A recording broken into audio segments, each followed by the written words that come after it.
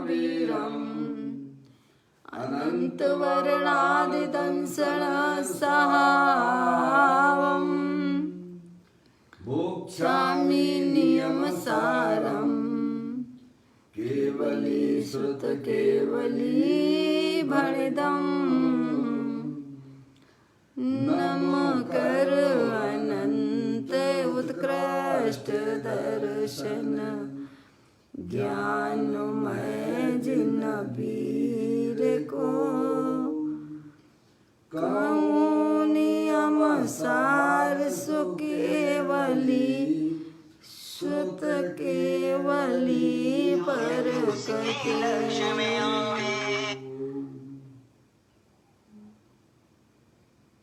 श्री नियम सारजी नामक यह परम आध्यात्मिक ग्रंथ स्वाध्याय हेतु यहाँ विराजमान है।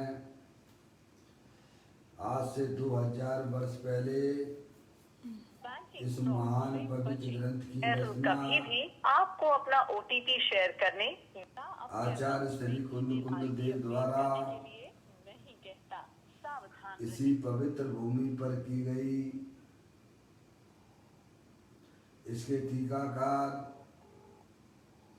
पदम प्रमलधारी देव मुनिराज हैं। ग्रंथ का नाम नियम सार है। नियम से करने योग्य कार्य अपनी आत्मा में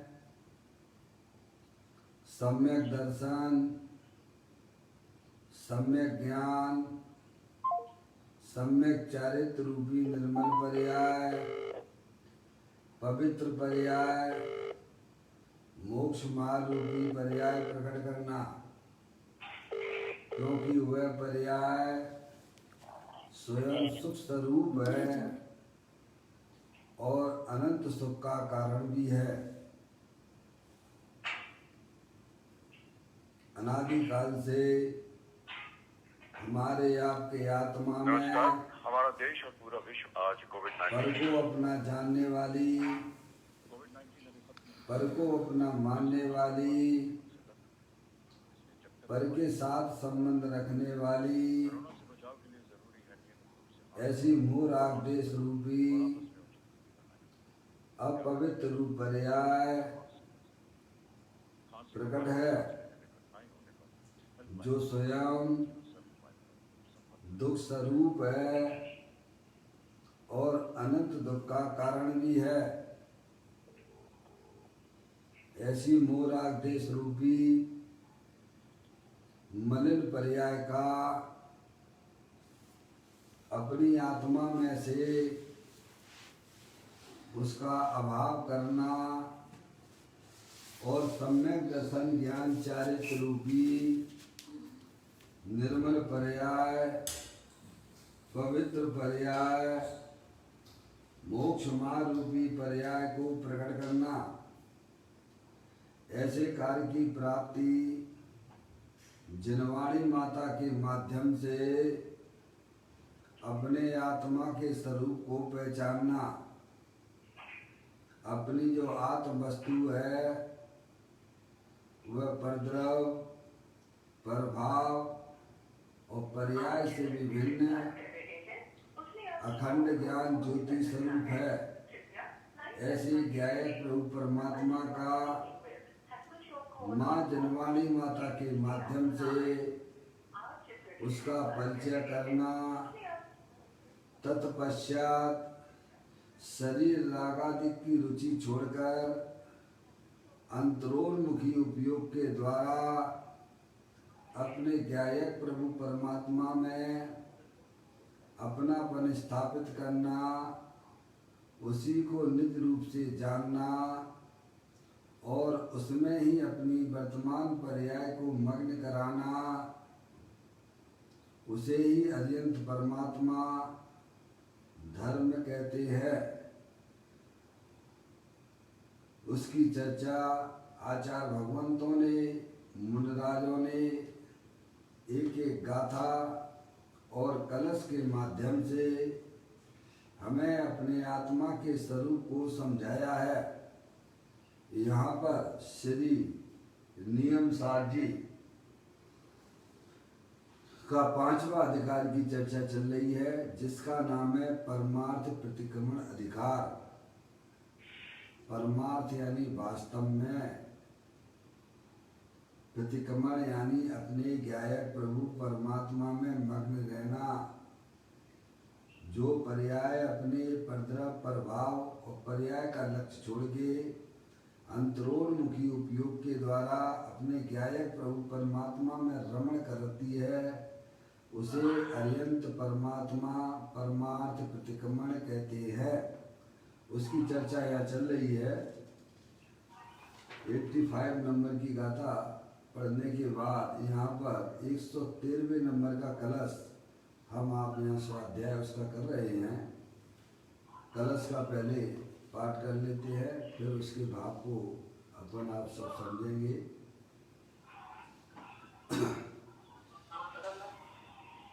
रे स्वयं से उत्पन्न परमानंद के पीयूष से, रे भरा है जो लवालव ज्ञायक स्वभावी आत्मा। अब उसे समजल से नहाओ प्रसम भक्ति पूर्वक, सोचो जरा क्या लाभ है इस व्यर्थ के आलाप से। यहाँ पर इस कलश के माध्यम से पदम प्रमलधारी देव मुनिराज समस्त जगत के जीवों को यह समझाना चाहते हैं कि तुम चेत नेसर भगवान आत्मा हो। शरीर है वो तुम नहीं हो। ये रागादिक दुख परिणतियाँ संसार अवस्था में होती जरूर हैं, पर यह भी तुम नहीं हो। तुम तो चेत नेसर भगवान आत्मा हो, अनंत शक्तियों के भंडार वाले हो। समझ में आया भैया? कैसा है वह भगवान आत्मा? तो कहते हैं, रे स्वयं से उत्पन्न परमानंद के पीयूष से, रे भरा है जो लवालव ज्ञायक स्वभावी आत्मा। अपना जो चैतन्य वस्तु जो किसी ने बनाई नहीं है, स्वयं से ही परमानंद आनंद स्वरूप है। यानी उस पर्याय, उस द्रव्य का पर्याय जब आश्रय लेती है, तब उसकी पर्याय में जो द्रव्य के अंदर अनंत शक्तियां विद्यमान हैं, वह पर्याय में व्यक्त हो जाती हैं। कैसा है वह भगवान आत्मा? कहते लवालव ज्ञायक स्वभावी आत्मा, जो अपने ज्ञान दर्शन आदि अनंत शक्तियों से भरपूर है, लवालव भरा हुआ है। देखिए, अब उसे सम जल से नहाओ प्रथम भक्ति पूर्वक है। कैसे नहाना? समता रूपी जल द्वारा स्नान कराओ। समझ आप? समता रूपी जल के द्वारा उस चैतन्य स्वरूपी भगवान आत्मा का स्नान कराओ। बहुत प्रकार के आलाप जालों से क्या लाभ है? लौकिक बातें ज्यादा करने से तुझे क्या लाभ होने वाला है? समझे नहीं आप? अरियंत परमात्मा का तो एक ही संदेश है कि तुम चेत नेसर भगवान आत्मा हो, सिद्धि की सामर्थ्य वाले हो, अनंत शक्तियों के भंडार वाले हो। है तुम्हारा भगवान आत्मा सुख शांति से लबालब भरा हुआ है। बस तुम तो बस जो है अपने गायक प्रभु परमात्मा को अपना जानकर उसमें ही अपनी परिणति को मग्न कराओ। व्यर्थ की बातों से, तुम्हें लौकिक बातों से कोई प्रयोजन नहीं है। समझ आप? अगर अपने आत्मा का आनंद लेना है तो व्यर्थ की बातें हैं, ऐसा करोगे तो तुम्हारा कल्याण हो जाएगा, वैसा करोगे तो तुम्हारा कल्याण हो जाएगा। समझ गए नहीं आप? आत्मा का कल्याण तो आत्मा को अपना जानने से है। आत्मा का कल्याण तो आत्मा को अपना मानने से है। आत्मा का कल्याण तो आत्मा में अपनी पर्याय को मग्न कराने से है। बाकी सारी बातें तो वे व्यर्थ की हैं। समझ में आया? देखो इसमें फोन आ रहा है उनका, पास में समझ गया भैया? ये उन्होंने इस कलश में कहा है। समझ गए आप? आपको जो समझ में आया करिए। अरिहंत परमात्मा का संदेश तो बस यही है कि अपनी वर्तमान पर्याय को, अपना जो त्रिकालिक ध्रुव भगवान आत्मा जो कि सुख शांति का भंडार है, उसमें ही अपनी वर्तमान पर्याय को मग्न कराइए। क्या अब आप कैसे कर सकते हो, वो विधि यहाँ बता रहे हैं। अगर आप उस विधि को अपने जीवन में उतारेंगे तो अवश्य तुम्हें जो है शुद्धात्मा, जो अनंत ज्ञानियों को पर्याय में प्रकट हुआ है, वह हमें भी हो सकता है। कोई बहुत बड़ी बात थोड़ा है। आप चेतनेश्वर आत्मा तो हो ही, जानने देखने वाले आत्मा तो हो ही, और आत्मा ही रहने वाले हो। समझे आप? देखिएगा यहाँ पर कल अपन ने थोड़ा पढ़ा था कि पंचेंद्रिय के विषयों में सुख है और दया दान से कल्याण होगा, ऐसी मान्यता मिथ्यात्व रूपी महान पाप है। क्या पंचेंद्रिय के विषयों में हमें अगर सुख प्रतिभाषित होता है, दिखाई देता है, या कोई पर पदार्थ मेरा कल्याण कर देगा, तो यह तुम्हारी जो मान्यता है वह मान्यता मिथ्यात्व रूपी महापाप से है भाई साहब। मिथ्यात्व रूपी महापाप का बंद करने वाली है। सबसे बड़ा अगर कोई पाप है तो विपरीत मार्ग पर जाना, समझे? पर द्रव्यों से लाभ मांगना, स्पर्श इंद्रिय के विषय को भोगने से हमारी आत्मा में आनंद मिलता है, यह मान्यता तेरी मिथ्या है। क्योंकि उन विषयों में ना तो ज्ञान है ना सुख है। समझे आप? रसना इंद्री से बढ़िया बढ़िया व्यंजन कर लो तो भाई साहब मैं सुखी हो जाऊंगा। समझ नहीं आप? यह तेरी मान्यता मिथ्यात है। क्योंकि परद्रव को अपना चैतन्य स्वरूपी भगवान आत्मा अरूपी वह उनको स्पर्श ही नहीं करता है। वो अंदर में ये जो मान्यता हमने बना के रखी है कि मैं परद्रव को ग्रहण कर सकता हूँ या परद्रव का मैं त्याग कर सकता हूँ, यह तेरी मान्यता मिथ्यात से भरी हुई है, जो कि हमारे संसार का कारण है। अथवा मेरे ज्ञान में यह चलता है कि परद्रव से मेरा कल्याण हो जाएगा, परद्रव मेरा कल्याण कर देगा, दया दान पूजा भक्ति आदि के कार्यों से भाई साहब मात्र हमारा कल्याण हो जाएगा। ये भी तेरी मान्यता झूठी है। समझ में आए? ज्ञानी ये समझाना चाहते हैं। इसमें तो उन्होंने इतना समझाया। फिर देखिए कल अपन ने इसकी चर्चा की थी। आगे आप देखेंगे पेज नंबर अनुशीलन का 26वें नंबर पे है। इसको अपन पढ़ते हैं। आगे कलश भी है 114वां, वो भी देखेंगे। आत्मा ज्ञान और आनंद से भरा है। जैसे शक्कर जो है ना अपने मिठास से भरी हुई होती है, ऐसे ही अपनी जो चैतन्य वस्तु है, सुख शांति का भंडार है भाई साहब, वह उससे भरा हुआ है। समझ गए आप? 0.1000 भी लगाओगे ना है तो उसमें दुख की पर्याय है बिल्कुल भी नहीं है। समझ में आया? प्योर टंकोत कीड़ की भांत ज्ञानानंद मूर्ति है। समझ आप? वितराग आनंद स्वरूप है। तो कहते हैं आत्म जो वस्तु है ज्ञान और आनंद से भरी है। ऐसी श्रद्धा ज्ञान करना ही सच्ची भक्ति है। देखो आप, अनंत काल हो गया, हमारी आत्मा है, अनंत काल हो गया अपन को इस संसार में रहते रहते। क्या कर रहे हो भाई साहब? एक शरीर छोड़ते हो, दूसरा शरीर ग्रहण करते हो, तीसरा छोड़ते हो, ऐसी निरंतर है भाई साहब है। जन्म मरण नित करते करते काल अनंत गमाए, आज हम जिन राज तुम्हारे तुम्हारे द्वारे आए। क्या करते हो? अनादि काल से हमने अपने क्या किया है? तो कहते भाई साहब शरीर ही बदलते चले आ रहे हो और व्यर्थ के मोह देश के परिणाम करते हो। समझ गए नहीं आप? तो कहते हैं कि यह जो है तेरी जो अंदर में मान्यता है कि पंच इंद्रिय के विषयों से सुख मिलता है या पर द्रव्य मेरा कल्याण करेगा, यह तेरी मान्यता एकदम झूठी है? ये अनादि काल की कुटेव है।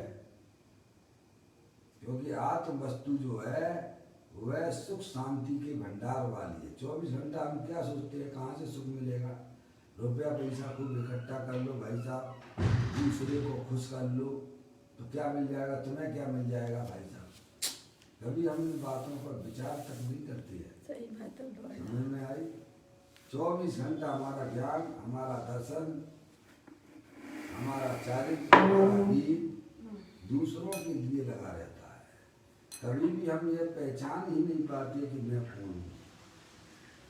अरिहंत परमात्मा कहते हैं कि तुम तो चेतनेश्वर भगवान आत्मा हो, सुख शांति के भंडार वाले हो।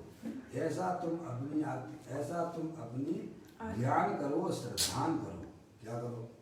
कि मैं मनुष्य नहीं हूँ, मैं स्त्री नहीं हूँ, जो भी शरीर मिलते हैं वो मैं नहीं हूँ, मैं तो चेतनेश्वर भगवान आत्मा हूँ। ऐसा तुम अपनी वर्तमान ज्ञान की पर्याय में उसका ज्ञान और श्रद्धान करना मजबूत ढिलास वालों का काम नहीं है। झूठी बात का तो तुम इतना विश्वास हो गया है जो तुम हो नहीं हो, शरीर तुम हो नहीं हो, और कैसा विश्वास हो के बैठा है, कैसा ज्ञान है हमको, हिलता नहीं है। दिमाग समझ गया? विपरीत मान्यता जो हमारी है वो हिलती नहीं है। कितने भी शास्त्र पढ़ लेते हो, कितनी भी भगवान की पूजा करते हो, क्या मान के करते हो? अपने को शरीर मान के करते हैं। क्या मान के करते हो? मैं मनुष्य हूँ। समझ में आया भाई साहब? ये तेरी मानता मिथ्यात से भरी हुई है। सबसे पहले मिथ्यात का त्याग होता है। समझे? सच्ची मान्यता कीजिए, मैं तो चेतनेश्वर भगवान आत्मा हूँ, सिद्धि की सामर्थ्य वाला हूँ, अनंत शक्तियों के भंडार वाला हूँ। जब तक ऐसा ज्ञान और श्रद्धान हमारी पर्याय में नहीं होगा, तब तक आप धर्म के नाम पर कितना भी बड़ा धार्मिक कार्यक्रम कर लीजिए, भले ही 28 मूल गुण का भी अपने जीवन में अपना लीजिए, तो भी आप जो है संसारी जीव ही रहने वाले हो। कभी भी आप मोक्ष मार्ग में प्रवेश नहीं कर सकते। क्या नहीं किया हमने धर्म के नाम पर? यम नियम सही। समझ में आया भैया? तो कहते हैं आत्मा ज्ञान आनंद से भरा हुआ है, सुख शांति से भरा हुआ है। ऐसी श्रद्धा ज्ञान करना ही सच्ची भक्ति है। अपनी भक्ति नहीं की, दूसरों की भक्ति में तो भाई साहब दिखावा बहुत किया है। अभी दिखाना बंद कर दो। जो अरिहंत परमात्मा कहते हैं कि अपनी आत्मा की भक्ति करो, अपने आप को पहचानो, जो आप हो उसकी स्वीकृति करो। मेरे शाश्वत शरण सत तारण तरण ब्रह्म प्यारे, तेरी भक्ति में चढ़ जाए सारे। या ऐसी जो भक्ति होती है वो अंतरोन्मुखी उपयोग के द्वारा हुआ करती है। वैर मुक्ता रूपी भक्ति वो हमारे आत्मा का कल्याण नहीं कर सकती है। समझ में आया भैया? अंदर में सम्यक ज्ञान की ज्योति जलाइए। मैं तो चेतनेश्वर भगवान आत्मा हूँ, शरीर ये जड़ है, और अंदर में जो रागादिक परिणतियां होती हैं वे मात्र क्षण मंगुल तत्व है। मैं तो स्थायी रूप से एक रूप रहने वाला सिद्ध की सामर्थ वाला, घट घट अंतर जिन बसे, घट घट अंतर जैन, मति मदरा के पान से मत वाला समझे नहीं। अपनी भक्ति करना सीख जाओ भाई। तुम चेतनेश्वर भगवान आत्मा हो। इस विश्व में तुमसे बड़ा कोई जगत में है नहीं। कहते हैं ऐसी श्रद्धा ज्ञान करना ही सच्ची भक्ति है। सुख से भरा हुआ भगवान आत्मा मेरा देह देवल में विराजमान है, शांति से भरपूर है। मुझे सुखी और शांति प्राप्त करने के लिए किसी के पास भीख मांगने की जरूरत नहीं है, क्योंकि मैं तो तीनों काल सुख शांति का भंडार हूँ। अपने दर्शन ज्ञान चारित्र अनंत गुणों से भरपूर हूँ। ऐसा श्रद्धान करना, ऐसा पर्याय में ज्ञान करना, वही वास्तविक अपने आत्मा की भक्ति कहलाती है। क्या भाई साहब? इसका नाम भक्ति है। मौसी का फोन नहीं आया आज? मौसी ने उठाया ही नहीं है। एक बार और देख लो, समझ में आ गई भाई। अंतरोन्मुखी उपयोग के द्वारा अपने गायक प्रभु परमात्मा का अवलंबन लेना, आश्रय लेना, इसका नाम भक्ति है। बैर मुक्ता भाई साहब अनादि काल से करते चले जा रहे हो। उस पर्याय में आपको मिला क्या? एक बार थोड़ा विचार तो करो। पर के पीछे भागने से, पर का आश्रय लेने से हमारी आत्मा में कौन सी आनंद की पर्याय प्रकट होती है भाई साहब? इसीलिए तो ज्ञानी कहते अब तो छोड़ो, पर का आश्रय लेना अब तो छोड़ो। पर मेरा भला कर देगा, यह तेरी मान्यता मिथ्यात से भरी हुई है भाई साहब। भैया चलिए दे दीजिए। समझ में आए भैया?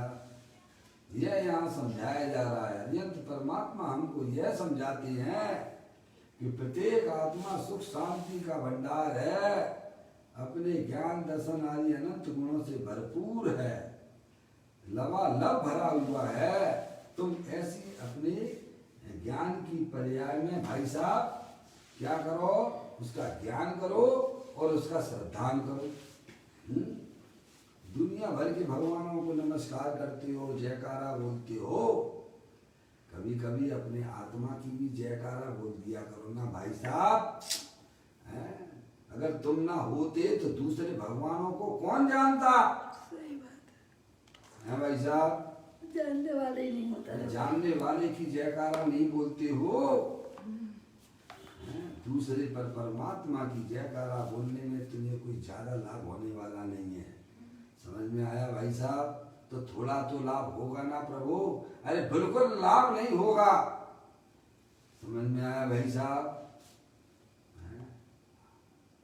अपने आत्मा का ज्ञान श्रद्धान जिसके हृदय में बसता है, वह जीव वर्तमान में आनंद रूप से परिणित होता है। यह हमको समझाते हैं कि भगवान आत्मा ज्ञान आनंद से भरा हुआ है, लबालब भरा हुआ है। ऐसी श्रद्धा ज्ञान करना ही सच्ची भक्ति है। ये वास्तविक भक्ति है। और पर परमात्मा की भक्ति करना वह सच्ची भक्ति नहीं है। वो सच्ची भक्ति नहीं है, वो तो राग की भक्ति है। क्या है भाई साहब? वह राग की भक्ति है। और राग जहां आत्मा की पर्याय में है, वहां आत्मा जलता है, मरता है, कटता है। राग तो आग है ना।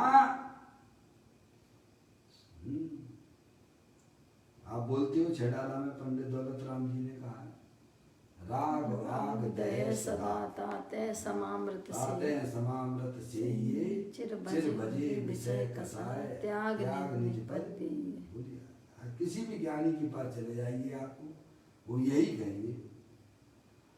पूजा करते हो तो भी यही बात निकलती है, शुभ अशुभ की ज्वाला से झुलसा है मेरा अंतस्तल। शुभ भावों से प्रभु करता हूँ आपका प्रक्षालन। बस यही एक भावना है कि बचूं शुभाशुभ। बचूं शुभाशुभ भाव से। कैसे बचूं? अशुभ भाव से बचने की बात की गई कि शुभ भाव से भी बचने की बात की गई करता है। हूँ शुभ भाव से प्रतिमा का प्रक्षालन। बोलो, आप बोलते हो, बचूं मेरे शुभ बोलते हो, अशुभ भगवान भाव का से प्रचार ये करते हो उस कामना। समय।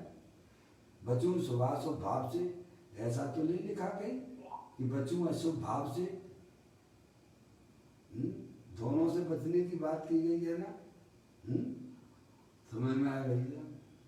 उनसे अगर बचना है, शुभाशुभ भावों से बचना है, तो उसके लिए तो बस एक ही शरण है, अपना त्रिकालिक ध्रुव भगवान आत्मा, जो सुख शांति से भरा हुआ है, वीतराग आनंद स्वरूप है।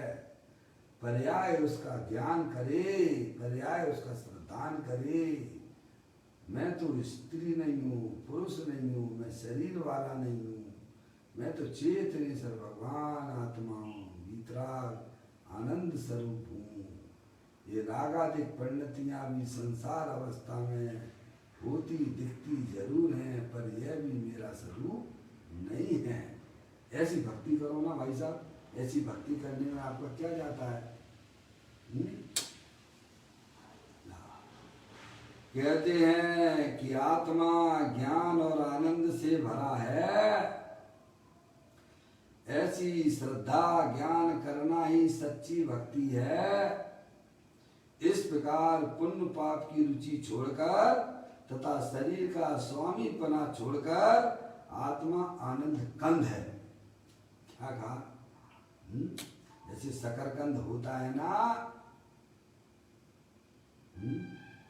कैसा होता है? मिठास से भरपूर होता है। ऊपर जो उसकी छाल है ना, उसमें बिल्कुल भी मिठास नहीं है। शकरकंद होता है ना भाई साहब, उसे अभक्ष कहा गया, उसे खाने योग्य नहीं है। समझ में आया भाई साहब? अनंत जीवों वो का अनंत जीवों का पिंड है। तो ज्ञानी हमें समझाते हैं जैसे शकरकंद होता है, उसके ऊपर ऊपर की छाल में मिठास नहीं है, उसको थोड़ा ऊपर से उतार दीजिए तो मिठास से भरपूर हुआ करता है। ऐसे ही अपना भगवान आत्मा पुण्य पाप की जो ऊपर ऊपर वाली जो छाल है ना, इसमें बिल्कुल भी ज्ञान और आनंद नहीं है। अंदर उसके जो है भाई साहब आनंद से भरपूर है, सुख शांति से भरपूर है। उसका सेवन करो। कहते हैं भाई साहब पुण्य पाप की रुचि छोड़कर 24 घंटा हमारा उपयोग या तो पाप की रुचि में उधर ही लगा रहता है, हिंसा के, झूठ के, चोरी के, कुशील के, परिग्रह के परिणामों में लगा रहता है? ये देखो है? या फिर जो है भगवान मेरा भला कर देंगे। क्या भाई साहब? भगवान की पूजा में, भक्ति में ज्ञानी कहते हैं देखो पुण्य पाप के परिणाम संसार अवस्था में होते जरूर हैं, पर आप उसकी रुचि छोड़ दीजिए। क्या करना है?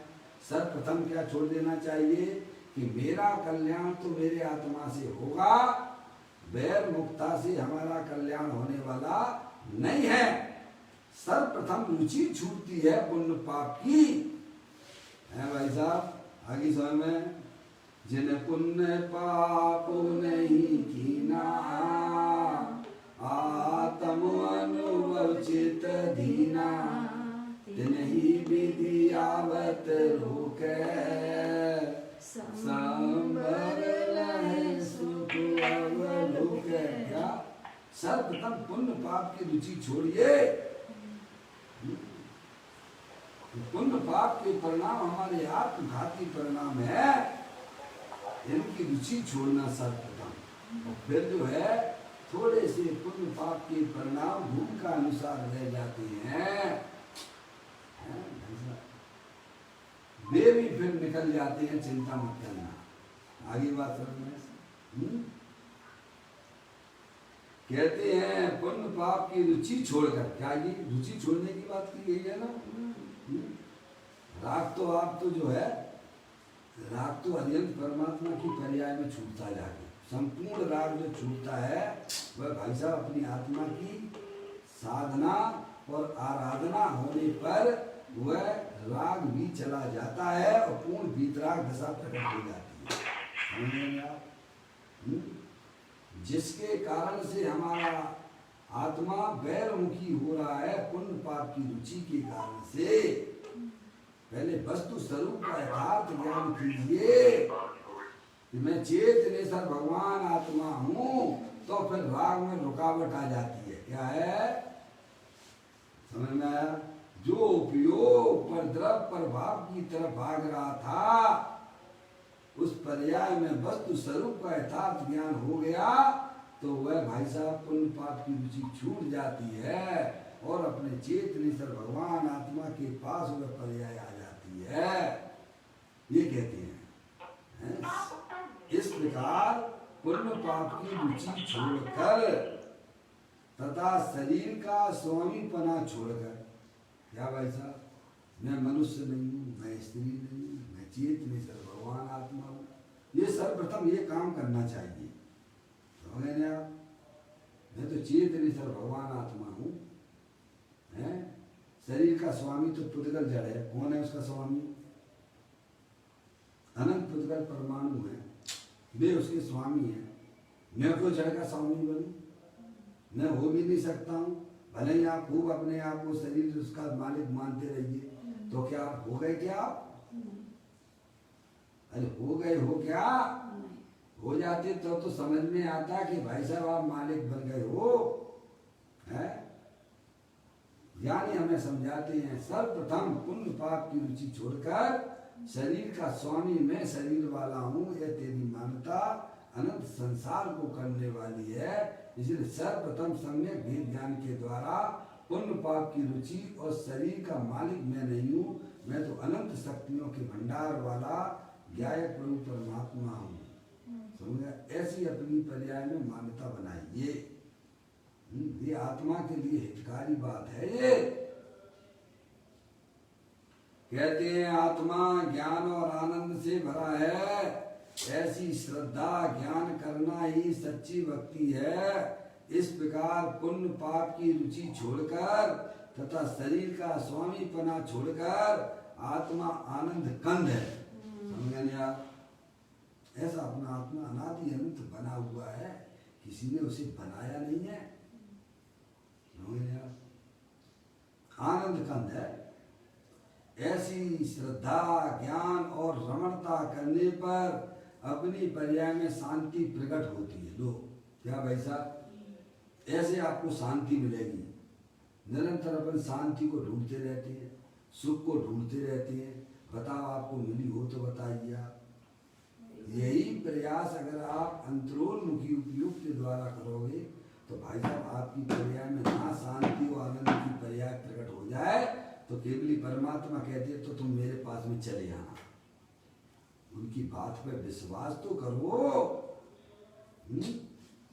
ये तो कहते हैं अनंत जीवों को सुख शांति की पर्याय प्राप्त हुई है। जितने भी जीव ये रुल रहे हैं, दुखी हो रहे हैं, सब अज्ञानता से दुखी हो रहे हैं, अपने स्वरूप को नहीं जानने से दुखी हो रहे हैं। समझ रहे हैं आप?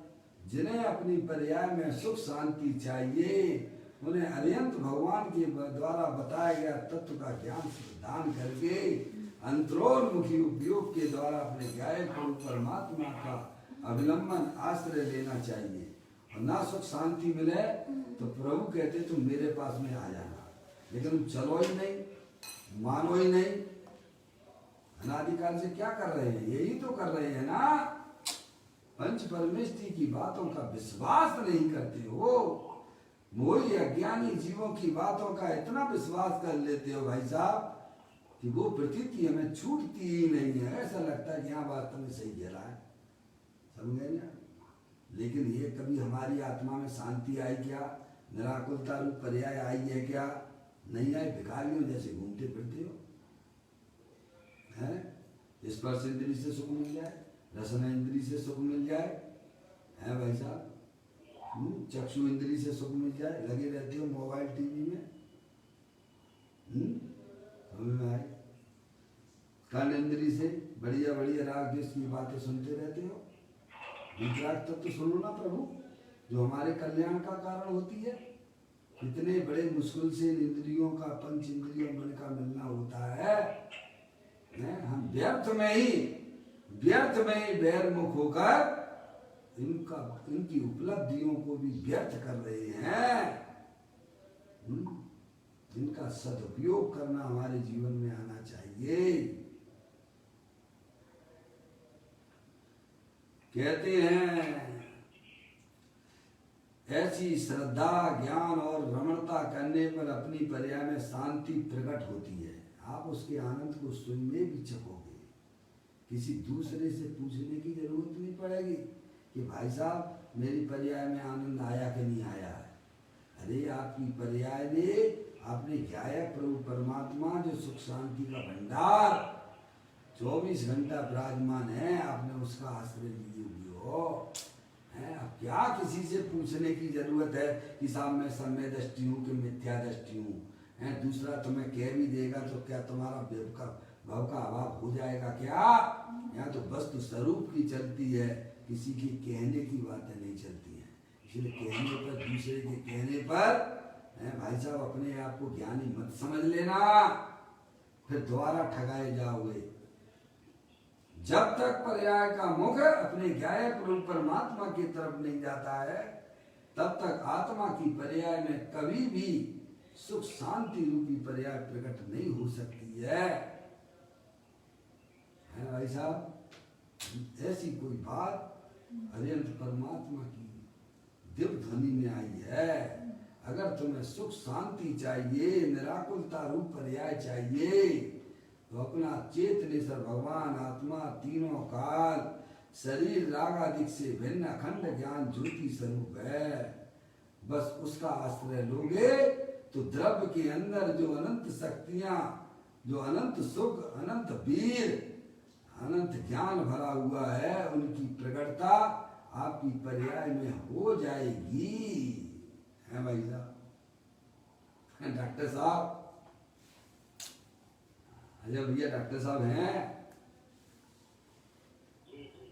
डॉक्टर साहब ये काम करो, बस ये काम करने में आपको कोई बाधा नहीं आएगी। आप घर पे बैठे हो, दुकान पर बैठे हो, किसी के पास शादी में भी खड़े हो तो भी ये काम किया जा सकता है। जनवाणी तो आप पढ़ नहीं सकते हो शादी में, अगर खड़े हो वहाँ भोजन का काम कार्यक्रम चल रहा हो और आप वहाँ जनवाणी लेके खड़े हो जाओ, वो काम तो आप कर नहीं सकते हो वहाँ, पर ये काम तो कर सकते हो कि नहीं कर सकते हो? अपने ज्ञायक प्रभु परमात्मा का अवलंबन आश्रय तो वहां भी लिया जा सकता है। अरे नार की जीव ऐसी ऐसी ऐसी ऐसी भूमि, दुर्गंधित भूमि में रहकर भी अपनी आत्मा का आश्रय लेता है, वह सम्यक दृष्टि जीव। अरे ऐसा काम कहाँ नहीं किया जा सकता है। डॉक्टर साहब आपने जो ज्ञान कर लिया है डॉक्टरी का, आप वहाँ भोजन करने बैठे हो, बारात में शादी में खड़े हुए हो और आपके पास कोई आ गया कि डॉक्टर साहब मेरे पेट में दर्द हो रहा है, तो आप वहाँ उसकी दवाई लिख सकते हो कि नहीं लिख सकते हो? उसे बता सकते हो कि नहीं बता सकते हो? बस इतनी सी बात है डॉक्टर साहब। एक बार इस जीव की पर्याय में सच्चा निर्णय हो जाए कि इस जगत में अगर कोई सुखी हमें कर सकता है तो मेरा चेतनेश्वर भगवान आत्मा ही कर सकता है। हर जगह अपने आत्मा की भक्ति पूजा की जा सकती है। बाहर में कैसा भी वातावरण क्यों ना हो, भाई साहब, धर्म करने के लिए कोई विशेष स्थान हो, क्षेत्र हो, ऐसा बिल्कुल भी नहीं है, क्योंकि आप स्वयं ही धर्म रूप से हो और पर्याय भी आपके पास में है।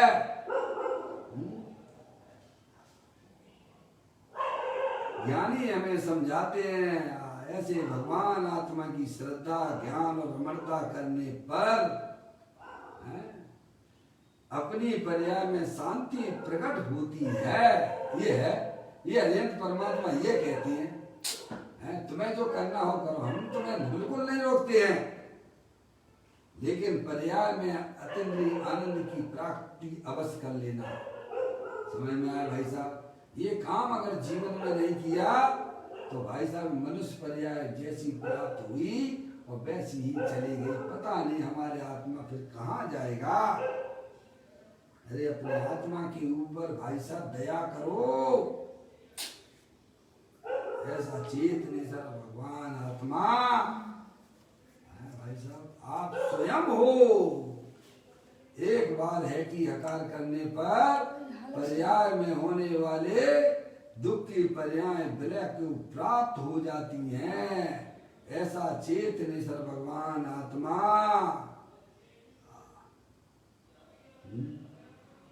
कहते आप उसके आनंद को सुनने भी चखोगे, किसी से पूछना नहीं पड़ेगा आपको।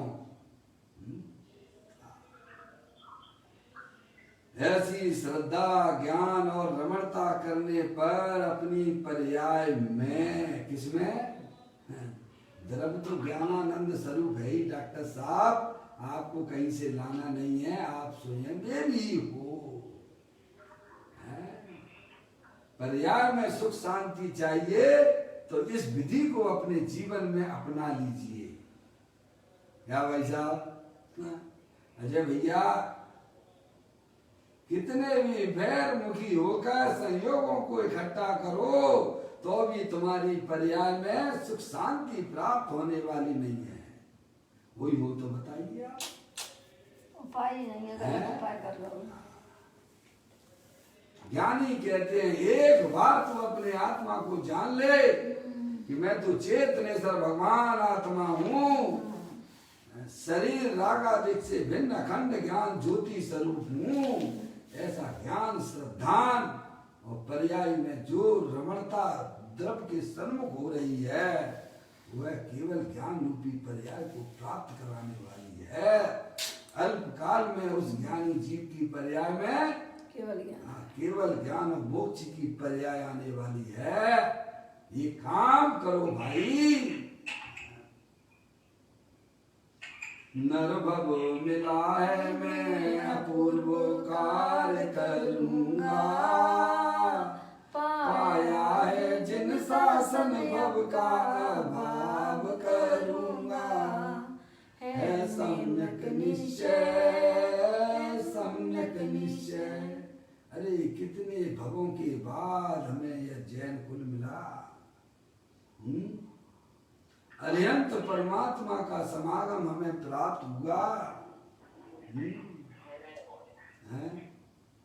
पंडित टोडरमल जी साहब कहते हैं, अरे किसी दरिद्री को चिंतामणि रतन के दर्शन कराएं और वह ना करे तो उसके अभाग की महिमा हमसे नहीं कही जाती है। ऐसे ही भाई साहब अनंत भवों में जन्म मरण करते हुए हमारा आत्मा जिनेंद्र भगवान के द्वार पर आया और फिर भी भाई साहब ये कला हमने अगर नहीं सीखी तो भाई साहब व्यर्थ चलेगा अनंत भवों के लिए। कहाँ चले गए? जहां से आए थे वहां वापिस हो जाओगे। हैं? समझ में आया भैया? देखो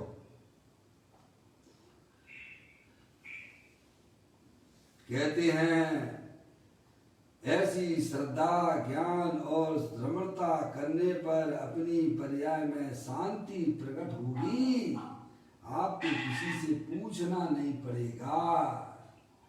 जब पर्याय बैर मुक्ता छोड़ देती है और अपने गायक प्रभु परमात्मा के पास आ जाती है तो उस पर्याय में अतीन्द्रिय आनंद की प्राप्ति होती है? उस शांति के भक्ति युक्त अपने भगवान आत्मा की शांति भक्ति, इसकी भक्ति करो पर परमात्मा की भक्ति करते करते तो भाई साहब तुम्हारा कभी कल्याण नहीं होगा। कितनी भी कर लीजिए, एक बार तुम्हें अपने आत्मा को पहचान कर उसकी भक्ति चालू कर दी भाई साहब बेड़ा पार हो गया। अजय भैया कहते भक्ति युक्त शब्द लिया है। उस शांति के भक्ति युक्त वीतराग भाव रूप जल से है आगे से वो समता रूपी आनंद जो अपने गायक रूप परमात्मा की तरफ में पर्याय आई है कि वीतराग भाव रूप जल से भगवान आत्मा को स्नान कराओ। जो मूल में बात लिखी हुई है। कभी हमने अपने भगवान आत्मा को समता रूपी जल से स्नान नहीं कराया है। समझ में आया? उसको करने की बात कहते हैं। कराओ तब लिखा ना डॉक्टर साहब, कराओ कराओ कराओ स्नान कराओ। अरे शरीर का स्नान कराने से जो गंदगी निकल जाती है ना, कैसा लगता है? शरीर की गंदगी निकल जाती है तो हल्कापन लगता है। हल्कापन लगता है। ऐसे ही ज्ञानियों को अपने आत्मा में होने वाले मोराग देश रूपी गंदगी को साफ करते हैं तो बड़ा हल्का सा लगता है। कैसा लगता है? समझ यार, वेद विज्ञान जगो जिनके घट शीतल चित्त भयो जिनसे। समझ में आया? वेद ज्ञान साबू भयो समरस निर्मल नीर धोबी अंतर आत्मा धोवे निजगुण चित। पंडित बनारसी दास ने कहा है वेद ज्ञान साबू भयो समरस निर्मल नीर धोबी अंतर आत्मा धोवे निज गुण चित। है अंतरोन्मुखी उपयोग के द्वारा सम्यक वेद ज्ञान के द्वारा सम्यक वेद ज्ञान रूपी साबुन से मोराग जिसकी गंदगी को धोता है। कैसे धोता है? ये साबुन केवल वीतरागी भगवान के पास में मिलता है। आपको चाहिए तो ले लीजिए जाके। अन्य पर परमात्माओं के पास में नहीं मिलता भाई साहब, वे तो काल्पनिक हैं। समझ रहे आप?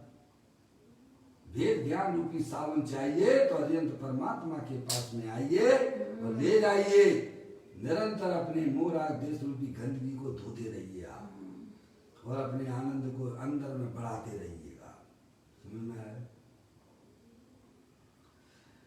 कहते हैं उस शांति के भक्ति युक्त वीतराग भाव रूप जल से भगवान आत्मा का स्नान कराओ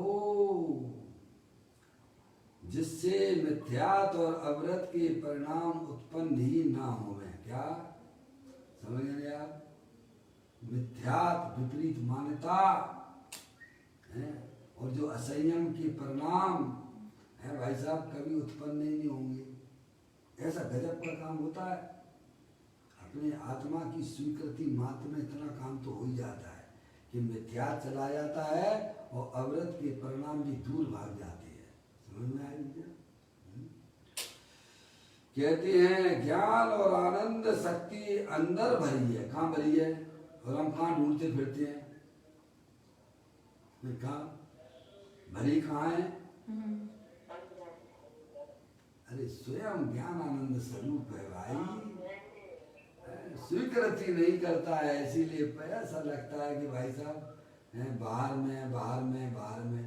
अरे मिल गई होती ना। अनादिकाल से क्या कर रहे हो? भवन में जीवर घूम चुका कण कण को जीवर भर देखा मृग सम मृग तृष्णा के पीछे मुझको न मिली सुख की रेखा। कब से हो भाई साहब? अनादि से। कब से सुख बाहर देख रहे हो? अनादि से वही को टेप करते। कौन सा ऐसा विषय रह गया है जो तुमने पंचेंद्रिय के विषयों को अनंत बार भोगा नहीं हो? है भाई साहब? एक बार नहीं, अनंत बार। अनंत बार पंचेंद्रिय के विषयों को अनंत अनंत बार। अरे अनादि के हो फिर भी पर्याय में किंचित मात्र भी निराकुलता रूप पर्याय प्रकट नहीं हुई है। एक बार अत्यंत परमात्मा की बात को ध्यान से सुनो कि तेरे अंदर में ही भगवान आत्मा सुख शांति का विराजमान है। तू उसका ज्ञान कर, तू उसकी दृष्टि कर और उसमें ही अपनी पर्याय को मग्न करा है। ज्ञान और आनंद शक्ति अंदर भरी है, उसमें एकाग्र होने से प्रतिक्रमण होता है। इसका नाम प्रतिक्रमण है। केवल पाठ पढ़ लिया, लोगों को सुना दिया, इसका नाम प्रतिक्रमण नहीं है भैया। भावों में कोई हलन चलन हुआ नहीं, पर्याय की रंगत बदली नहीं है भाई साहब, कोई भिखारी जैसी पर्याय बनी रही, उसमें कहाँ प्रतिक्रमण है भाई साहब। पर्याय मर्यादित अपनी द्रव स्वभाव के पास आ जाए, क्या भाई साहब। उसे ज्ञानी निश्चय से प्रतिक्रमण कहते हैं। केवल मात्र पाठ बोलने से हम समझते हैं कि भाई साहब हमारे जो है प्रतिक्रमण हो गया। अब तो ऐसा भी चलने लगा है सामायिक के रूप में कि मंदिर में गए, पाठ कर लिया, भाई साहब सामायिक हो गई। काहे की सामायिक हो गई? 2-4 मंत्र बोल लिए जिनवाणी के और सामायिक हो गई। क्या सामायिक हो गई? अरे शांति से चुपचाप बैठो तो सही, 2 मिनट नहीं बैठते हो।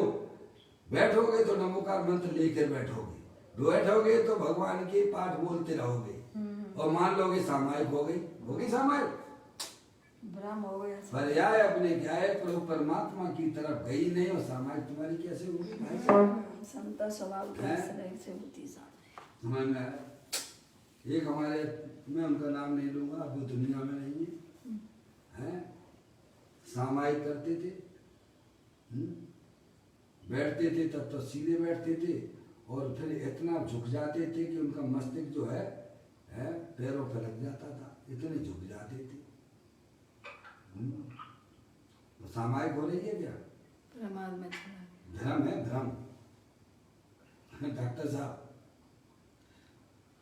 बैठे, सामायिक के लिए बैठे, तब तो ऐसे बैठे और बैठ धीरे धीरे धीरे धीरे धीरे धीरे धीरे धीरे धीरे धीरे धीरे धीरे धीरे धीरे मस्तक कहाँ चला गया भाई साहब? नीचे चला गया और मान लिया हमने सामायिक कर ली। अरे भाई केवल एक दिन की बात नहीं है, रोजीना हम देखते थे। मैं तो आश्रम में रहा हूँ ना 8 साल, भ्रम हो गया कि मैंने सामायिक कर ली। वह भी सामायिक नहीं है, मौन चुपचाप बैठ जाने का नाम भी सामायिक नहीं है। पर्याय अपने ज्ञाय प्रभु परमात्मा में समा जाए, आदि व्याधि उपाधि रहे, परम समाधि आनंद में रहना, आत्मा की पर्याय का उसका नाम भाई साहब सामायिक है। वितराग आनंद सा की प्राप्ति पर्याय में होना, उसका नाम सामायिक है। यम नियम संयम आप कियो, पुन त्याग वैराग अथाग लियो, मुख मोने रहो दिन आसन पद में लगाए लियो। है समझे ना? अनंत बार भाई साहब बस क्या किया है, बिल्कुल रीढ़ की हड्डी सीधी कर दी। लोग जो है जानवर जो है वो तुम्हारे शरीर को प्रतिमा समझ के खुजाने लगती है, तो अभी टस से मस्त ना हो। पर उस ज्ञान में, उस अपर्याय में आत्मा कहाँ है? तुम तो वह दिखावी वाला काम करते हो। समझ नहीं आप? पर्याय का द्रव्य के साथ जब तक मिलान नहीं होता है, पर्याय की स्थिरता अपने ज्ञाय प्रभु परमात्मा के आश्रय से होती है। समझ नहीं आप? उस पर्याय में अतीन्द्रिय आनंद के है भाई साहब, द्रव और पर्याय की भेद विलय को प्राप्त हो जाती है, उसका नाम सामायिक है, उसी का नाम प्रतिक्रमण है। विकल्पों में हमारी आत्मा उलझी रहे, उसका नाम भाई साहब ना तो प्रतिक्रमण है ना सामायिक है। सही बात है, भ्रम हो जाता है। कठिन जरूर है, लेकिन भाई साहब इतनी कठिन नहीं है जितनी हम विकल्पों में उलझे रहते हैं 24 घंटा। समझ गया? एक बार अपने अभ्यास करो, अभ्यास करो, अभ्यास करो, ताते जिन पर कथित तत्व अभ्यास करीजिए, संशय विभ्रम मोह त्याग आपो लग दीजिए। सरल, इतनी सरल है कठिन तो लगती है। पंडित जो है आपके जयचंद जी साहब ने लिखा है आपके बारे भावना में, बोधि आपका भाव है निश्चय दुर्लभ नाई, भव में प्राप्ति कठिन है यह व्यवहार कहानी। बोधि यानी रत्नात्रय की प्राप्ति करना अत्यंत सरल है, अत्यंत सरल है, क्योंकि उसे किसी के पास जाना नहीं है, किसी से भी मांगना नहीं है। समझ में आया? आप बनावे आप ही खावे, कितनी सुंदर व्यवस्था है।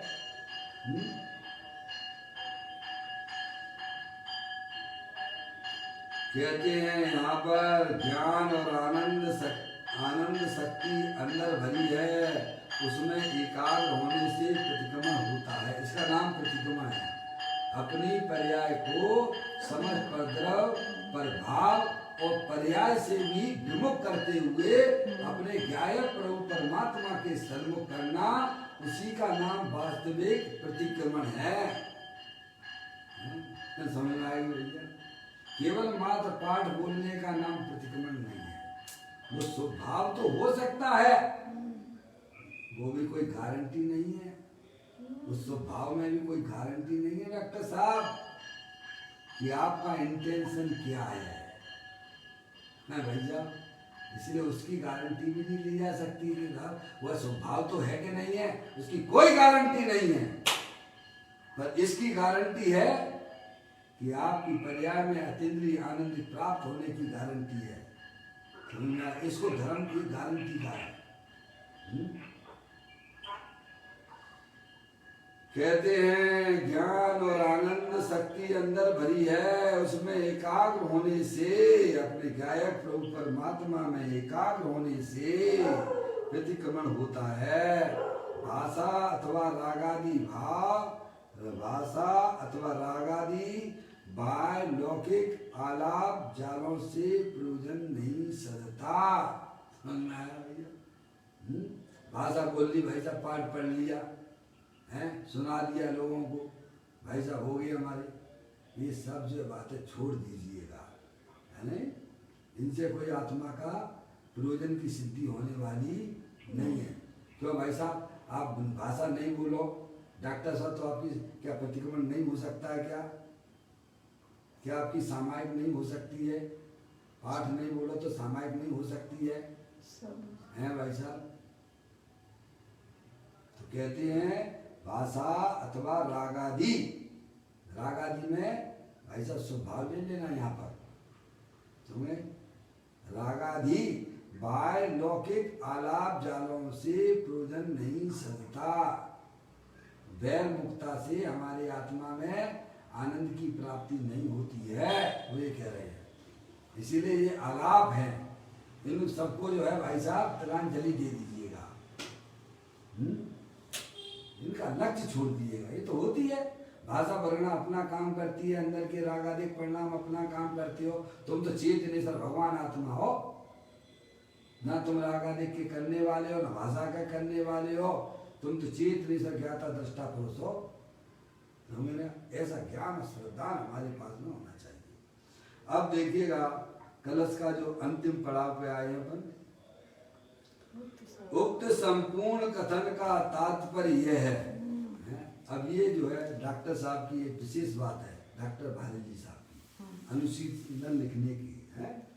अब पूरा सारभूत बात उन्होंने जो भी गाथा होती है, जो भी कलश होता है, स्वयं आचार्य के अभिप्राय को बताते हैं, हमें मुनिराज के अभिप्राय को बताते हैं, और उसके ऊपर पूज्य गुरुदेव श्री या जिन विद्वानों ने इसके ऊपर जो भी व्याख्या की है उसको बताते हैं।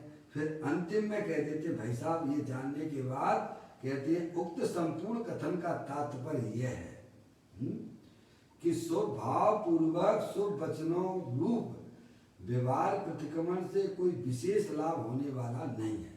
समझ में आई ये बात? अगर समझ में आ गई हो क्या है? स्वभाव पूर्वक शुभ वचनों, शुभ वचन है ना, पाठ बोलते हो ना तो शुभ वचन है। और अगर आत्म कल्याण की दृष्टि से काय समय वो बोला जा रहा है, आपका उल्टा अभिप्राय नहीं है, लोगों को दिखाने का अभिप्राय नहीं है, एक अपना काय समय कल्याण करने का भावना है तो स्वभाव भी है, और दिखाने का वही परिणाम आ गया तो समझना चाहिए कि पूरी नैया आपकी डूब गई पाप में। समझ में आ गई भाई साहब? तो कहते हैं स्वभाव पूर्वक शुभ वचनों रूप व्यवहार प्रतिक्रमण से कोई विशेष लाभ होने वाला नहीं है। इसीलिए आत्म श्रद्धान ज्ञान पूर्वक आत्म ध्यान में मग्न होने रूप परमार्थ प्रतिक्रमण रूप ही परिणमन करो। क्या करना? ये सारी बातें समझकर कि भाई साहब अपना जो चैतन्य प्रभु परमात्मा उस रूप से परिणमन करने के लिए कह रहे हैं। क्या तुम आत्मा हो और आत्मा रूप से अपने आप का अनुभव करो। तो कहते हैं आत्म श्रद्धान ज्ञान पूर्वक, मैं आत्मा हूं, मैं चेतनेश्वर हूं, ऐसा ज्ञान श्रद्धान पूर्वक। प्रतिक्रमण जो निश्चय प्रतिक्रमण होता है वो ज्ञानियों को होता है, अज्ञानियों को वह निश्चय प्रतिक्रमण होता ही नहीं है। समझ आप? वो जो स्वभाव उनके होते हैं वे स्वभाव भी वास्तव में संसार के कारण ही है। अरे ज्ञानी जीव के पर्याय में स्वभाव हो, वह जब संसार का कारण है तो अज्ञानी जीव के स्वभाव को कैसे मुक्ति मिल जाएगी? आप सही बात है। ज्ञानी की पर्याय में होने वाला वह स्वभाव भी संसार का कारण हुआ करता है, तो अज्ञानी जीव की स्वभाव कैसे मुक्ति प्राप्त करा देगा भाई साहब? तो कहते हैं आत्म श्रद्धान ज्ञान पूर्वक आत्म ध्यान में मग्न होने रूप, समझे आप? अब पर्याय में पूरी तरह से लॉकडाउन हो चुका है। एक अपने गायक प्रभु परमात्मा का रसा स्वादन में लगी हुई है। तो कहते आत्म ध्यान में मग्न होने रूप परमार्थ प्रतिक्रमण रूप ही परिणमन करो। ये अरिहंत भगवान का संदेश है, आदेश है, आज्ञा है। एकमात्र यही करने योग्य कार्य। तीन भुवन में सार बीते राग विज्ञानता शिव स्वरूप शिवकार नमो त्रियोग समाज के। तीन भुवन में अगर कोई सारभूत है तो अपने गायक प्रभु परमात्मा का ज्ञान श्रद्धा और उसमें रमणता करना, यही आत्मा के लिए भाई साहब सारभूत बात है। एकमात्र यही करने योग्य कार्य है। इससे ही यह आत्मा परमात्मा पद को प्राप्त करेगा। कैसे? अगर अपनी आत्मा में परमात्मा दशा प्रकट करना हो, सिद्ध पर्याय प्रकट करना हो, तो हमें अरिहंत भगवान के बताए हुए मार्ग को भाई साहब श्रद्धा और ज्ञान में लेकर अंतरोन्मुखी उपयोग के द्वारा मैं तो चेतनेश्वर भगवान आत्मा हूँ, अनंत शक्तियों के भंडार वाला हूँ। ये शरीर राग आदि के सब कर्मकृत वस्तुएं हैं, इनका हमारे आत्मा के साथ में किसी प्रकार का कोई संबंध नहीं है। बस पर्याय अपने ज्ञाय प्रभु परमात्मा के पास चली जाए तो अल्प काल में उसकी पर्याय में केवली भगवान, केवली अनंत दर्शन, अनंत ज्ञान, अनंत शोक, अनंत वीर की प्राप्ति अल्प काल में वह आत्मा कर लेता है। जो उसका कर्तव्य था वह उसने पर्याय में करके दिखा दिया। इस प्रकार की सुंदर चर्चा पदम प्रमदाई देव मुनराज ने हमें यहाँ समझाई है। व्यर्थ के विकल्पों में अपने उपयोग को फंसा के बैठ जाना ये आत्मा के लिए अच्छी बात नहीं है। अपना भगवान आत्मा तीनों काल वीतराग आनंद स्वरूप है, उसका एक ज्ञान श्रद्धा और उसकी रमणता हमारे पर्याय में प्रकट हो, ऐसी मंगल भावना के साथ अभी यह अपन बोल पूरा करते हैं। कल फिर एक 114 नंबर का बोल पदम प्रमदाई देव मुनराज हमें समझाएंगे, उसे अपन यहाँ समझेंगे। निज निज निधि निज में बताई, ये अनंत अनंत उपकार है, उसके लिए जिनवाणी माँ को वंदना सत बार है।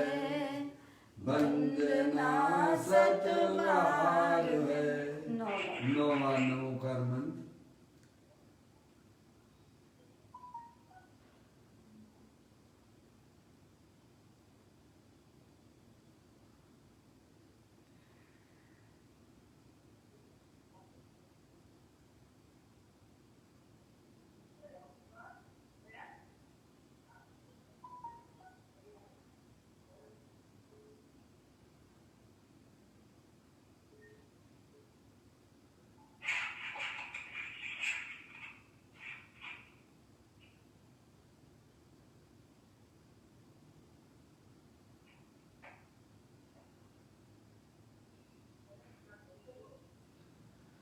गुरुद्वार जिनवाणी माता की जय, महान जैन धर्म की जय। सभी साधर्म